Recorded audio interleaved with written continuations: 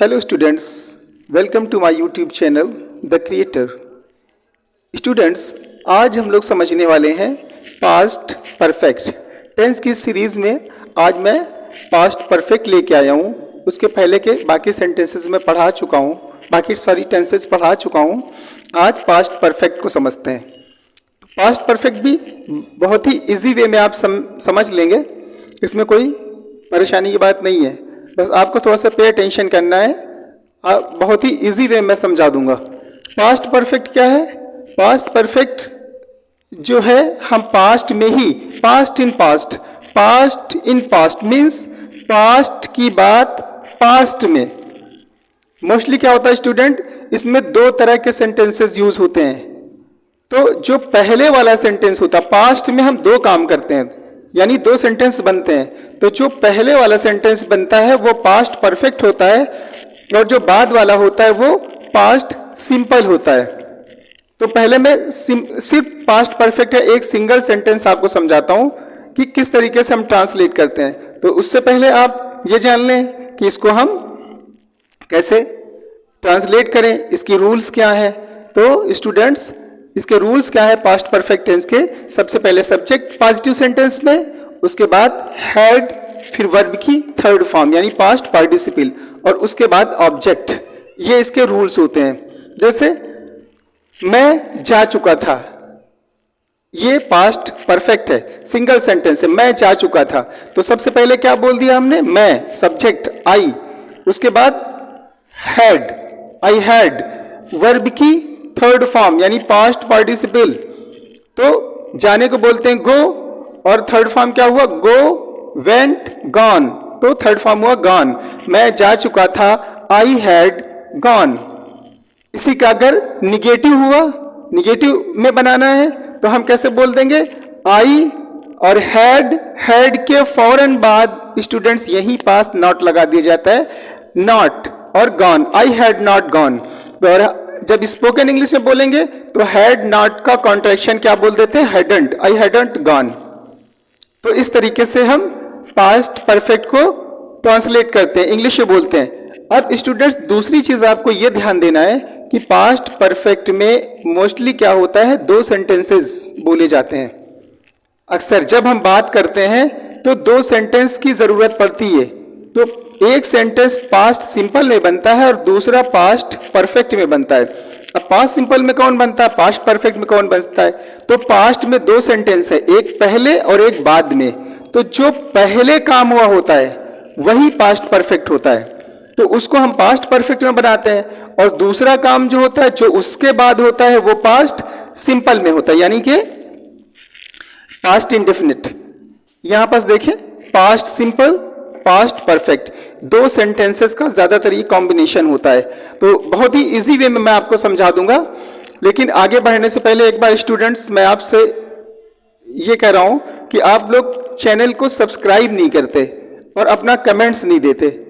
मैं मेहनत करता रहता हूं, लेकिन आप लोग उस पर देखते तो हैं, लेकिन जो है ना ही कमेंट्स देते हैं ना सब्सक्राइब करते हैं चैनल को। तो जो लोग भी नए मेरे चैनल को देख रहे हैं वो लोग चैनल को सब्सक्राइब कर लें और बेल आइकन को प्रेस कर लें, जिससे मैं जो मेहनत कर रहा हूं उसका नोटिफिकेशन कम से कम आप तक फौरन पहुंचे, तो आप लोग उसको देखें। तो ठीक है, ये आप लोग कर लें। तो लेट्स टेक अ लुक। जब मैं पहुंचा मीटिंग शुरू हो चुकी थी। स्टूडेंट्स पे अटेंशन, जब मैं पहुंचा मीटिंग शुरू हो चुकी थी। दो सेंटेंस है, जब मैं पहुंचा एक, दूसरा मीटिंग शुरू हो चुकी थी, यानी कि मीटिंग पहले ही शुरू हो चुकी थी। तो पहले काम कौन सा हुआ? मीटिंग शुरू हो चुकी थी। जब मैं पहुंचा ये बाद की बात है, तो जब मैं पहुंचा ये पास्ट सिंपल में बनेगा, और मीटिंग शुरू हो चुकी थी ये पास्ट परफेक्ट में बनता है। अब इसको हम देखते हैं। देखें, जब मैं पहुंचा, पास्ट सिंपल ऑलरेडी पढ़ चुके हैं आप। तो जब को इंग्लिश में बोलते हैं व्हेन। मैं, आई, पहुंचा, रीच्ड, रीच मीन्स होता है पहुंचना। रीच का सेकंड फॉर्म पास्ट सिंपल में कौन सी सेकंड फॉर्म यूज होती है? तो रीच्ड। उसके लिए आप पास्ट सिंपल देख ले, पहले पढ़ चुके हैं। तो व्हेन आई रीच्ड, जब मैं पहुंचा, मीटिंग शुरू हो चुकी थी, ये सेकंड वाला है जो कि पहले हो चुका है। मेरे पहुंचने से पहले जो है मीटिंग शुरू हो चुकी थी। इसको हम हिंदी में इस तरह भी बोल सकते हैं कि मेरे पहुंचने से पहले मीटिंग शुरू हो चुकी थी। दोनों एक ही बात है। यहां पर जब मैं पहुंचा मीटिंग शुरू हो चुकी थी, तो उस हिसाब से ट्रांसलेट करेंगे उसके अकॉर्डिंग। तो व्हेन आई रीच्ड, अब मीटिंग शुरू हो चुकी थी, इसको पास्ट परफेक्ट में बनाते हैं। तो मीटिंग, द मीटिंग, उसके बाद हैड, इसकी हेल्पिंग वर्ब, और वर्ब की third form started. Start means शुरू होना, स्टार्ट, स्टार्टेड, स्टार्टेड। तो the meeting had started, meeting शुरू हो चुकी थी। अब यहीं पास स्टूडेंट आपको अटेंशन करना है, यहीं पास ध्यान देना है। अगर यहां पास आपने ठीक से गौर कर लिया तो हमेशा के लिए आपको रट जाएगा सेंटेंस। मीटिंग शुरू हो चुकी थी, द मीटिंग हैड स्टार्टेड, यही पास्ट परफेक्ट है और ये वाला पास्ट सिंपल है। तो when I reached, the meeting had started.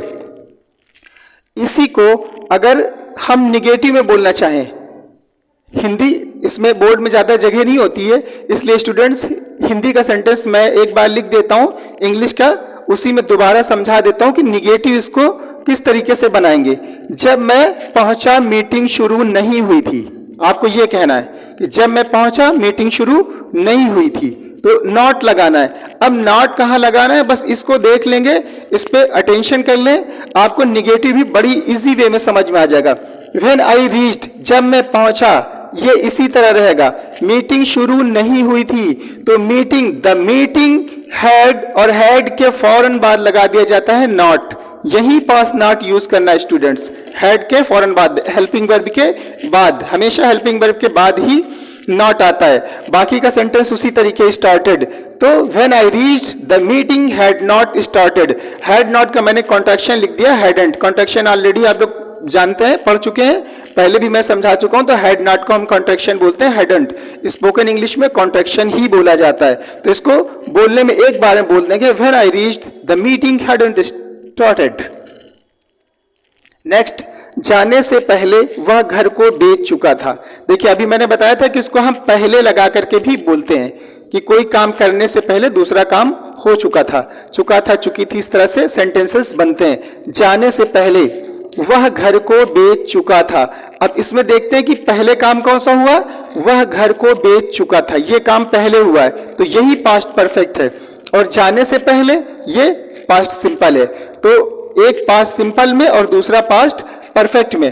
तो इसको हम दिखाते हैं। सबसे पहले क्या करेंगे, इसी को हम ट्रांसलेट करते हैं। जब पहले वाला सेंटेंस आ जाता है तो उसको मैं दो तरीके से बताऊंगा स्टूडेंट्स, आपको कोई आपको दो तरीके से नहीं बताएगा।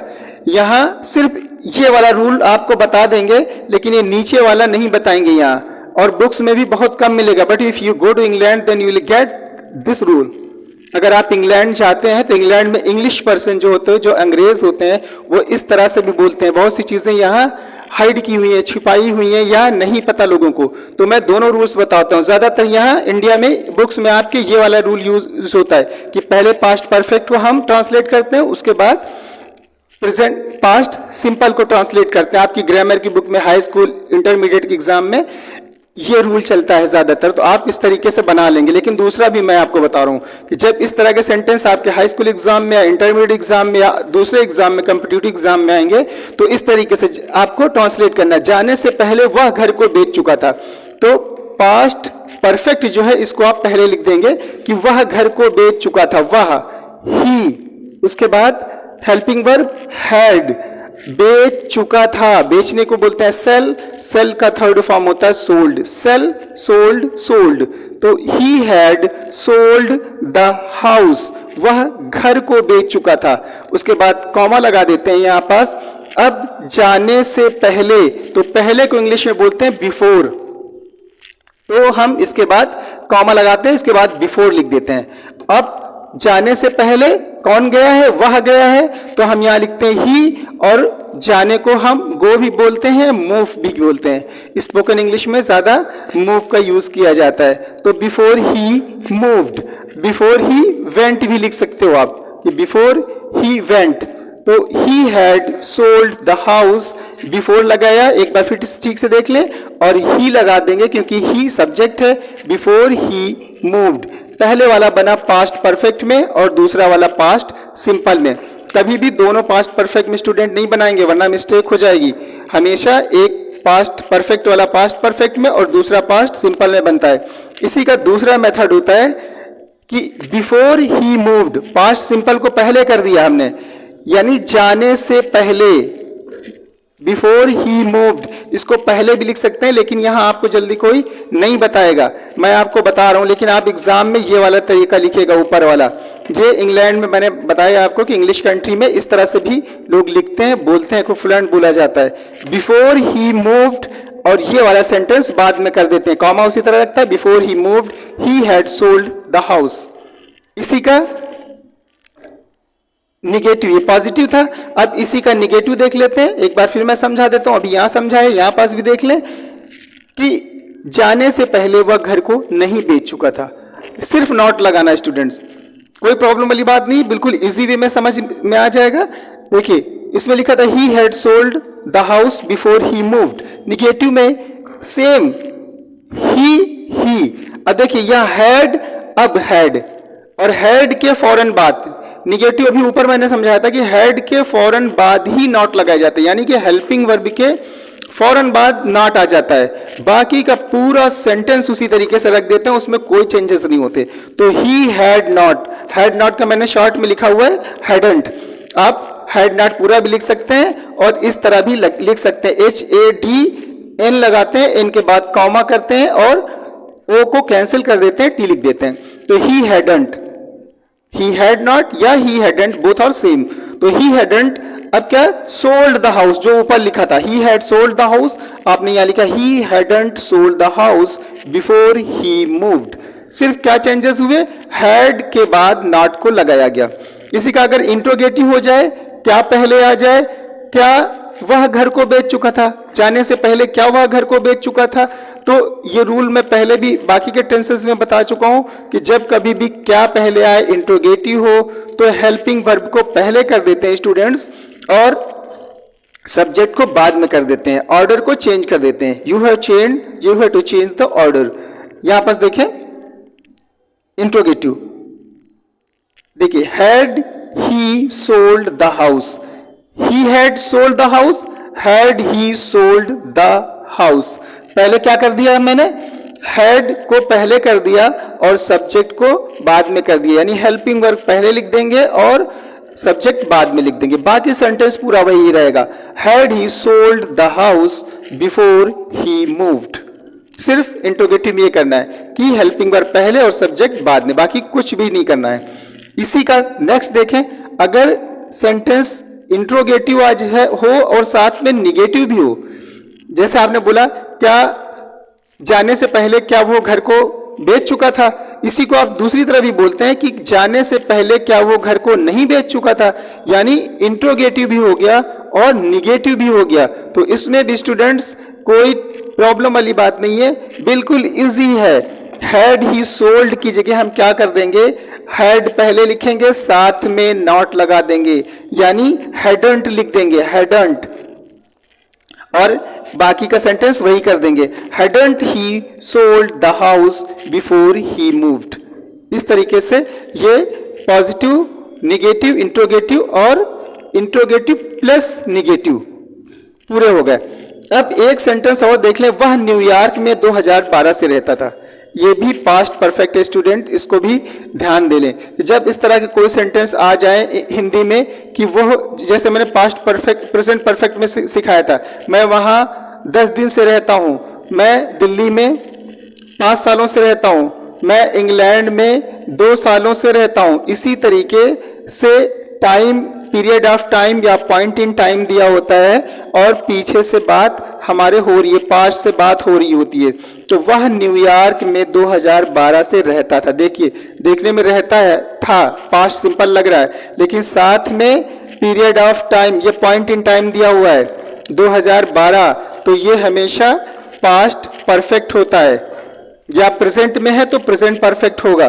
तो इसमें पास्ट परफेक्ट है, वह न्यूयॉर्क में 2012 से रहता था। सबसे पहले वह, ही, उसके बाद हैड, रहने को बोलते हैं लिव, लिव का third form lived, he had lived.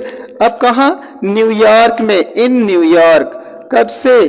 2012 से। तो 2012 से पॉइंट इन टाइम है, पहले भी पढ़ा चुका हूं। तो से के लिए पॉइंट इन टाइम के लिए सिंस और पीरियड ऑफ टाइम के लिए फॉर का यूज कर लेते हैं। तो ये 2012 जो है ये पॉइंट इन टाइम है, तो सिंस लगा देंगे और 2012। तो he had lived in New York since 2012।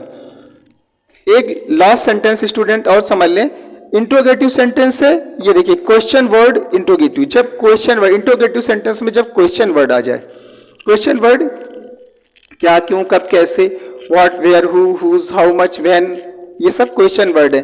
तो क्वेश्चन वर्ड में पहले के सेंटेंसेस में भी बता चुका हूं कि सबसे पहले क्वेश्चन वर्ड को ही लिखते हैं।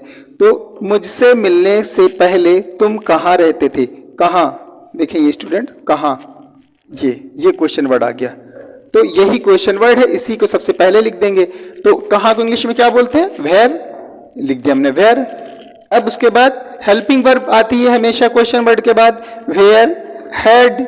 अब तुम, you, where had you lived, तुम कहाँ रहते थे?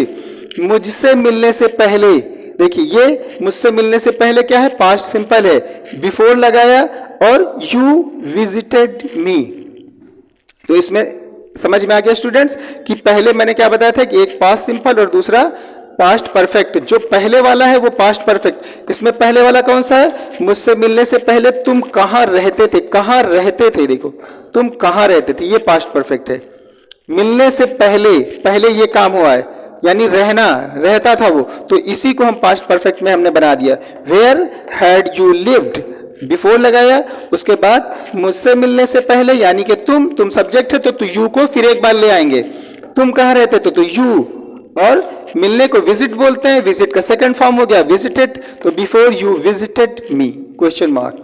तो इस तरीके से students very easy, past perfect भी आपको समझ में आ गया होगा।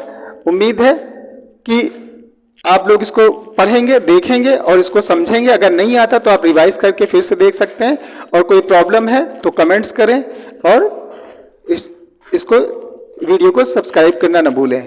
मिलते हैं नेक्स्ट टाइम नेक्स्ट वीडियो के साथ। Thank you.